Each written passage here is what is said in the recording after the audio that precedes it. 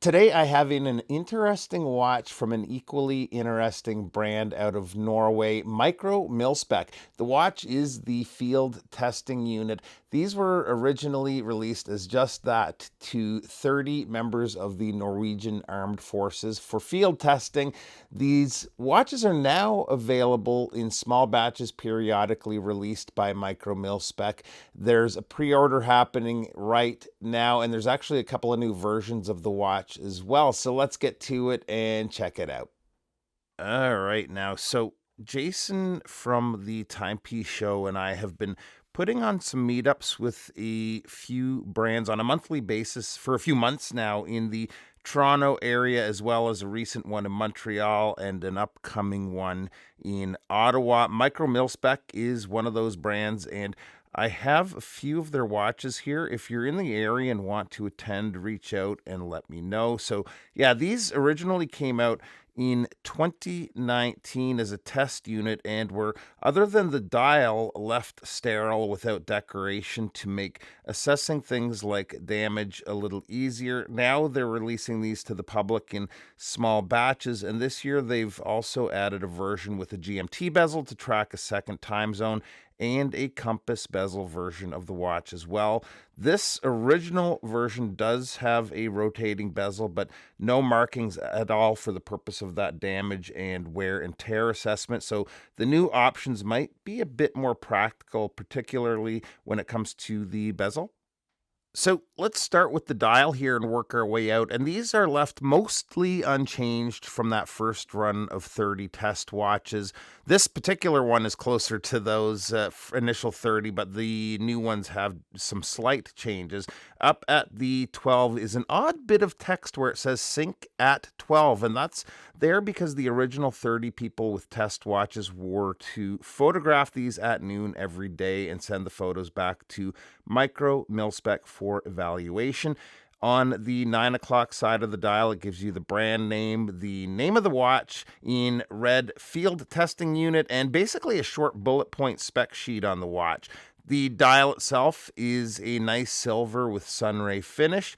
The minute and second hands reach right out to the markers. The hour hand is a little on the short side, but still looks good. They and the applied markers are loomed. It's not a torch by any means, but still readable in low light. Now, one thing the newer versions have is a different style of crown guard. These jut out sharply and make the crown a little tough to unthread and screw back in. I'd imagine that's due to feedback during the initial test, but I think the new model's design looks a little better and the crown looks a lot easier to use. Otherwise, it is a nice case design, nice angular case design here. The crown is unsigned, as is the case back. The screw down case back is a sterile case back, although they do offer the option for engraving if you like. Under the hood is the Sellita SW200 movement, so high beat 26 joule movement with an approximate power reserve of 38 hours. The bracelet is an H-link bracelet, a bit of polish work along the edges of the links. Nice finish work overall on the watch, and also a good taper here, so comfy on wrist. The bracelet is sized with pin and collar links, but not the type you see on Seiko sometimes with those tiny collars. These have long collars that are the full length of the center link, so they're pretty easy to deal with. Only gripe would be no micro adjusts on the deployant clasp, but otherwise a well-constructed bracelet. Size on the watch comes in at a case width of about 41.9 millimeters, although it's a little tough to measure with the case shape and the crown guards. The lug to lug, I'm getting 50.4 millimeters, although the end links bring that out to about 54.6. Lug opening is 20 millimeters, and the thickness is 11.2 millimeters. Water resistance is 100 meters, and the crystal is an AR treated sapphire.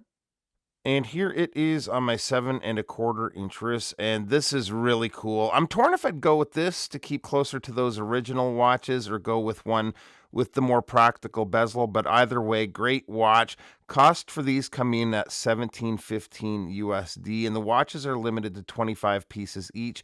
$18.35 gets you an additional rubber and leather strap, which I'd likely opt for. Link to where you can find these will be below. Appreciate you taking a few minutes to stop by, and we'll see you real soon. Bye-bye.